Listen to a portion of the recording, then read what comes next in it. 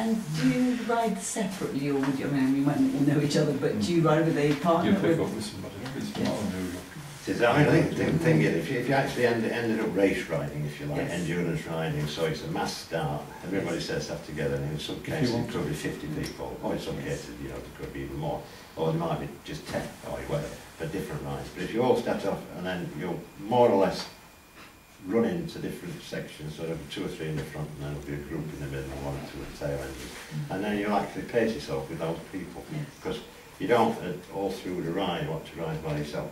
Yes. Because the horse is going to be a lot more difficult for the horse to concentrate for 5, 6, 7, 8 hours. Yes. But if you've got another horse with you that's about the same pace, which is why riders usually pace themselves, then that horse is pulling that horse along, and that horse is pulling that horse along, and so are the riders. And then if you get to the vet gate, and of course you go through and say the other rider doesn't, or the other rider takes 20 minutes to get the heart rate down, so you're 20 minutes in front of them, so you set off before, then you've got to think about it. Now, how far are those riders in front of me? How far are these riders coming behind me? Do I want to try and catch those riders up, or am I quite satisfied to carry on my pace, and then hopefully a rider will catch me up? You know, you've got to do it that, because trying to get, like Jenny said, if you're going by yourself for a long time, you've got to really work with the horse, and the horse would prefer to have something with it. Pull it along. At the lower distances, you can go out with whoever you like. Yes. And you put on your ride entry form, I'd like to ride with Claire. Yes. You know, and you go out and you ride the route with that person. Hopefully you both get through the vet at the end. But there's no reason why you can't buddy up with somebody. Yes. And if you are going to your first event and you don't know what the ropes are or anything, you can phone the ride organiser or send a note to the ride organiser saying, look, this is my first event, I haven't got a clue what I'm doing, can you suggest somebody that I can buddy up with? And you just go around with that person. Yeah. That's what you did on your first one, wasn't it? With oh yeah. How you ended up with Jeremy. Bless him. Yeah. Tally ho! Wrong event!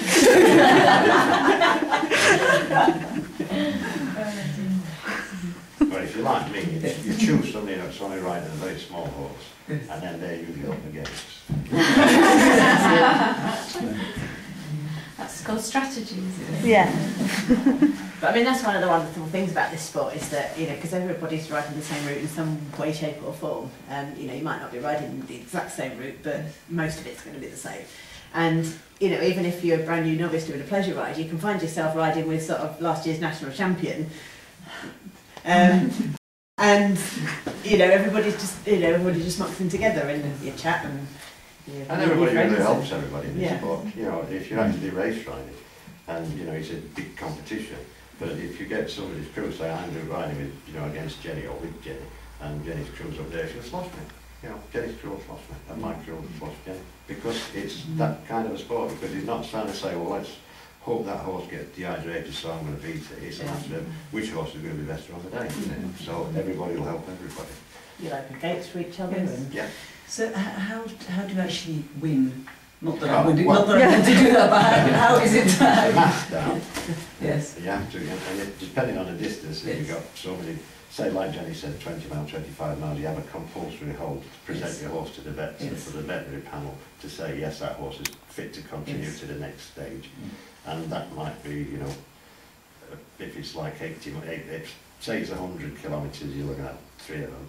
And then at the end of that, if you've won, you haven't won until you presented your horse to the vet. Yes. And it's the vet that then says, yes, the horse is sound, and the horse is metabolically okay. Yes. Then you've won.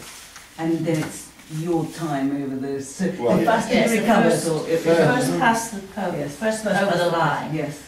With a sound and... But they've got to have a sound horse and a happy horse. So you can have a racing finish if you like. You can have a racing finish, and the 4 of us could be racing in, and I could win.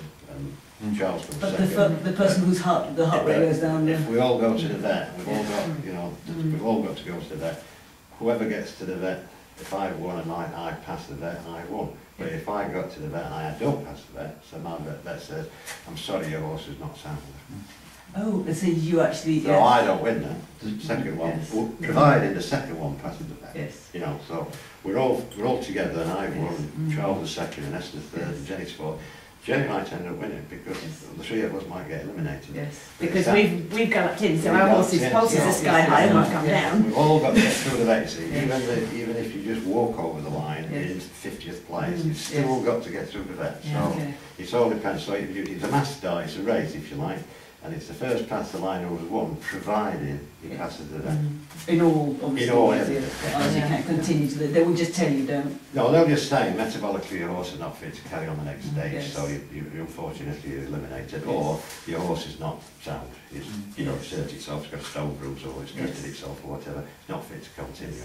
So all those which are like welfare of the horse guaranteed, if you like, and that's why the vets are there to make sure that the horse is fit to carry on to the next section. And at the end, the vets are there to say yes, that horse could carry on to another section if you had to, because it's still sound and metabolically so okay. Oh, that's interesting. So if it's fit to carry on to the next section, it's passed. And if you happen to go through the line first, that's when you've won. So you don't kind of say yes. Not for quite a long time. You keep it nice. So it does happen that you sometimes. Oh yeah. Quite often you end up with a tortoise and hare situation because the people that have been more careful and Steady, been riding at the back have got horses that are all right, whereas the people that have lasted is the... So how would you take your horse's heart rate? Oh, they've got a stethoscope. With a stethoscope. Yeah. So you or a heart rate. All by looking at the... Yeah, but no, the vet yourself to find out if Yeah, it's heart rate down. monitor. Oh, you have a heart rate. Oh, a stethoscope. And then, Yes. just under here. Under the front leg. Front leg, yeah. Yes. But if you practice beforehand. Yes, well, we bought one and we practiced, well, Tess has practiced on the dog. Yeah. So yes, I was watching the dog with it. but we've actually practiced on the horse. What I tend to do is I tend to hold the horse's head up, just turn it slightly to one side, and you can actually see the beat of the pulse at the bottom of the neck. Yeah. Oh. You can actually feel it as well sometimes. Yeah. And you know, because when you're at the halfway or at the vetting, you only need to get it below 64 to get through to the next stage. So you can just put your hand on it, you can generally feel it. And if you've got under one a second, then you go. Yeah. And you might, I assume with time you get to know roughly. You get to know it, yeah. But you can use, you can use human heart rate monitors on horses. Oh, those. With the strap. Yes. And you just dump it in the water and then hold it against. That's a good idea. And then you can actually see what the heart rate's Sometimes doing. Lidl and Aldi or whatever will sell that really cheapy ones for about like 10. Yeah. So we've got one we don't use anymore. So. But the battery does run out on them, so don't. Don't have a stethoscope just in case. Well, no, we never use a stethoscope because it's too slow for us, so we always use the heart rate monitor. Just on a point of information, especially with people who haven't been to a competitive ride before, is it still the case that if you do fail the vet, you have to get a signature to say the horse is fit to travel? Yes. Yeah. So you have to take it back again once you know that it's all right. Well, I think what the vet will do, depending on the horse circumstances, they might say, right, take that horse over there and let it graze for 20 minutes and then bring it back to see me and let's see if its gut sounds are working or or see if its heart rate's gone to a stable condition. So it depends on the horse and what the vet's eliminated it on, but basically, if you just sorry, you've got a bit of a stone bruise there, can't pass you, be fit to travel. That's it. I think basically it's metabolic in the horse that you have to come back to the vet for. In a big race, right, what happens if your horse is eliminated, you go to a treatment vet. If it's got a metabolic problem or a bad lane problem, you go to a treatment vet that will assess it and say, yes, it's all right, you don't take it away. Or it's not, it needs a drink or whatever.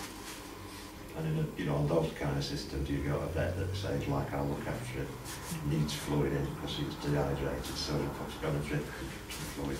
But it's all different, and that's why your vets are there. It's a kind of a welfare of the horse control, isn't it? That's basically what it is. And you should know your own self as well if you're doing a horse and you know the horse is heavy. Because I've done 100 miles, and at 97 miles I'm retired. Which is terrible, isn't it? But not because I was knackered, it's because the horse had it. I knew that horse had it. And it drained, it was totally drained. And 3 miles is a heck of a long way when your horse has had it. So, you just have to say, there's always another day. On this particular point, that was just a little bit too far at this stage, so that horse, so you just retire on the course. That's knowing your horse, though, isn't it? It's knowing your horse. realising that you can push it forward and it'll go, because it'll go forever. If you know, but at the end of the day, if it's mentally not with you, then not with you, you know, you had it. So it's best to say, right, okay, it's not today, and retire, and then, you know, 6 weeks time, try again. So even if you get that, you still have to trust up in front of the Yeah, still got to do that, so you might as well retire out there, haven't you? Yeah. But you don't want to get past the vet, so. But it's, you know, heartbreaking. Right. Can someone explain the grading system?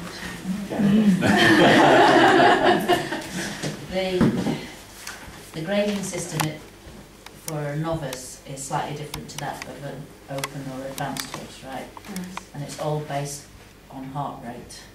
So when you when you go for your initial vetting before the ride, you have the heart rate recorded, but that's just recorded as like a base rate. And then when you come back, you have to present within 30 minutes, and the heart rate is taken over 1 minute, and depending on that final heart rate is the grade. Okay, so for a novice horse, it's sort of like 42 or under for a grade 1. Whereas for an open or advanced horse who can go faster, it can go right up to like 45 or 47, depending on the distance and so on. So, you know, it's a table that alters depending on the level that you're at and the length of ride and the speed that you've achieved. But basically, the heart rate, the final heart rate, gives you your grade. Right? You will get a completion if you've got a high heart rate, say under 64, and your horse is sound. So you've got grade 1, grade 2, grade 3, grade 4 completion. So is that basing it on the fitness, reflecting the fitness? It's supposed to, yes. I mean, some horses have a naturally lower heart rate than other horses, and some will, that's because they're that sort of horse, and some because they're just not fit enough. So, you know, you have to get to know your own horse and see what its potential low heart rate is. You know, if you take your horse's heart rate in a stable when it's totally relaxed, you know, and it will come out at say 38, so you know then that there is a chance of getting your horse fit to that sort of level. If when it's resting it's got a heart rate of 48, then, you know, you're never going to get a 38 heart rate out of it. So You get completion. Generally, with the gradings, I generally tend to, you'd sort of competing against yourself. So if you've got a horse that normally comes back with a grade 4 heart rate, say, and then one day you come back with a grade 1 heart rate, you know that's a really good result for that horse. Whereas if you have a horse that normally comes back with a grade 1 heart rate and one day you come back with a grade 4 heart rate, you know that's not such a good result for that horse. So it's comparing like with like over your horse's career, rather than sort of saying, well, I've got a grade 4 and my mate's got a grade 1. It doesn't work like that. It's for your horses. Yeah. It's your individual horse. But I mean, they're a table, you know, that was great. So if you like, it's a goal to try and attain, you know, on those tables. And once you started doing lower distances, and once you started doing them 3 or 4 times in different areas, and you'll come back, and then it gives you a pretty good indication then if your horse is always getting a grade 3 or always getting a grade 4. And it's a pretty good indication to say, well, it's either got to be an awful lot fitter, or I've got to accept that I am not going to get this horse to a grade 1 level, because as Jenny said, it's got a higher resting heart rate, so it's not going to get there because it's physically capable of doing it.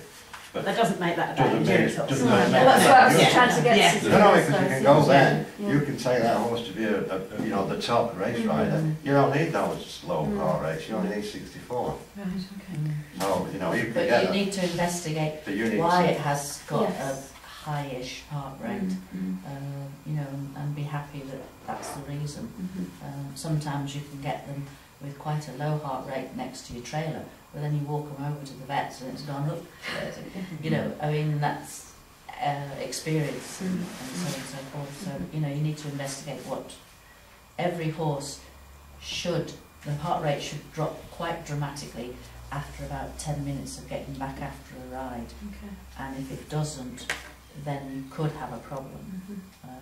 You know, you need to, you know, check the heart rate, then you should notice that it will drop. And obviously if it doesn't, then you're doing something, you could possibly be doing something not quite right. Yeah. But if it's going up, if it's out your trailer and it's a low heart rate and you go into the vets and it's going up, it could be just thinking, what's these strange pipes coming up for me? And then it's practice at home, getting people, checking its heart rate regular on yourself. So it's quite relaxed when it's going to the vet, and it's just standing and going to sleep. You want when the vet's checking his heart rate. And again, it's getting your head in the right place as well. Yeah. Well, if you're going to the vet, so you're thinking, oh, Yeah. it's a vet, I'm going to, and then the horse is going, well, what's going on then? Yeah. So, you know, it's getting your own sort of... Yeah, you've got winding each Yeah. other upon. Yeah. So that's experience again, is taking a horse around to different places, basically. That's why it's a good idea to be doing pleasure rides to begin with, because you're relaxed, you're going to the vet, he's getting used to being checked. I mean, if they're not too busy, I've asked the vet to check his heart rate. You know, it's only a pleasure ride. You just see what it is for it. But it depends on the circumstance, it depends on the vet as well. Yeah, but I'll tell you what I used to do with my horse, I mean, to get a break, so it constantly didn't think, oh, we're going in the trailer, we're going to do a lot of work. I used to go see Jeni Gilbert. I used to take it to the local riding club, and I used to go see Jeni Gilbert, you know, around the world. And, you know, I used to win as well. Never won when I was a kid. But then the horse didn't know where he was going to go, did he? So he went in the box and he thought, where am I going today? You know, I'm going to an endurance ride, or I'm going, you know. So he was constantly thinking, oh, it's good fun going out here. You know, and I mean, we trail out, we box out to the trails, Jeni does, don't you? So it's, you know, he's going in a nice packing purchase, so he's going out for a Sunday afternoon ride. No pressure, you know, and so the horse is No, I don't know. When we did musical chairs with the horse, that was very stressful. Musical chairs, could you explain? Really difficult musical chairs with a horse. You have to rush up and grab a pole, you see, and they take the poles away as you go and round and round and round. And the music stops, you have to get off your horse, dash for a pole. We came sixth, so I don't think we're going to be world champions. But it is very stressful. What I've been trying to do with my baby pony as well is getting the vet to come and see him when he's not actually coming to do something to him. Because the first time he met, they seem to have a sixth sense for vets as well, you know what I mean? Like, that's a vet. And the first time he met our vet, it was like, last time I saw a vet, I lost a part of my anatomy. You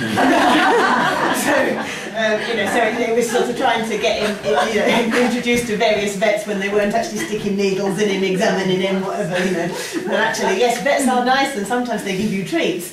So they take the heartbeat rate, they trot them up, they feel the They run the hands over the down the legs and just to feel for any lumps and bumps. Yes. They'll that, make sure that there's dehydration, you know, there's pull the skin out.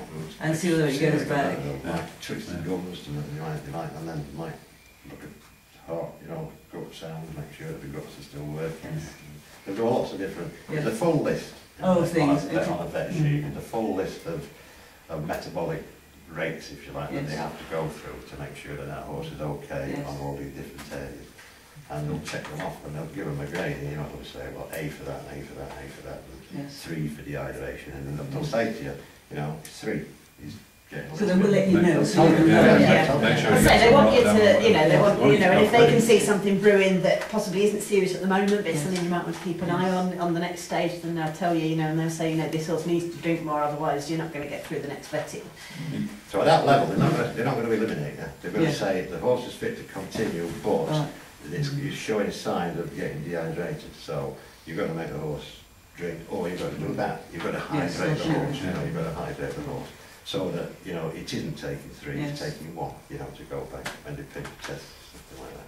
But they're telling you to help you, not to, not here's to, a yellow card sort of thing, you know, they're trying to help you. Well, if the gut sounds on there, they'll say, you know, that horse needs tweaked, you know, bring it back. In fact, that's happened to us after halfway vetting, where he passed everything, and he says, I'm not happy with the gut sounds on there, just try and get some down, and I had to take him back before we could go on to the next stage.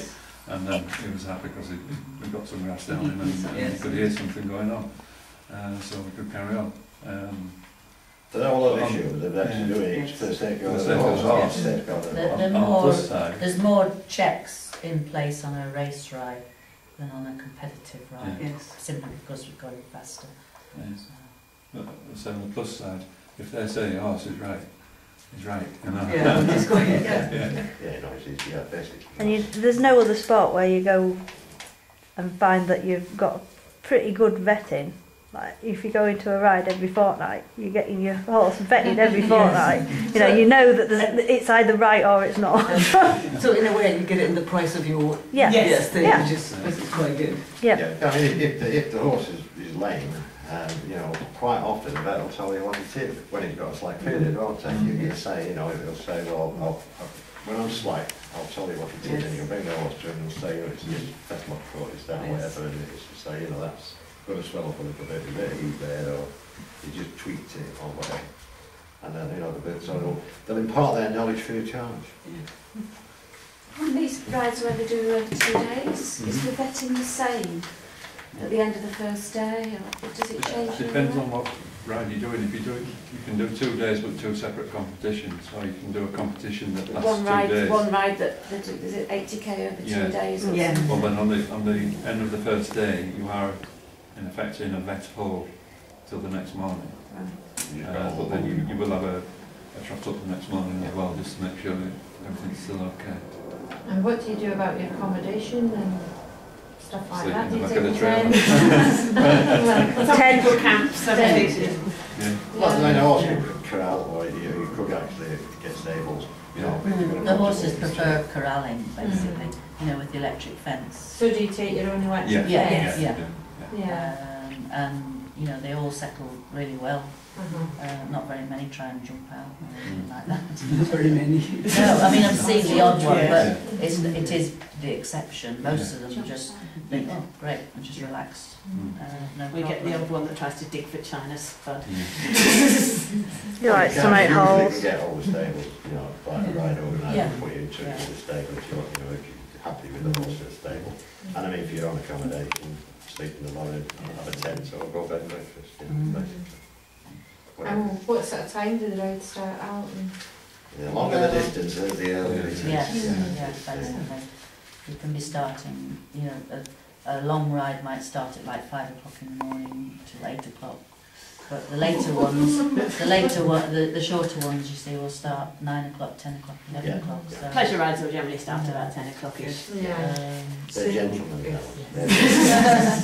We found that if you're going to be vetted at like 8 o'clock in the morning and it's down in Nottingham or somewhere there, then we may go down the night before, even though the distance we're doing doesn't justify it. It's far more civilised. Getting up relaxed on a Sunday morning rather than getting up at 4 o'clock and setting off and things drive down there. It's, And do you usually get, so say for example in this ride, will you get given like a start time roughly? You'll be given a vet time. Or I mean, if you've got some constraint on your time, you might want an early vet time or a late vet time, or to ride with whoever.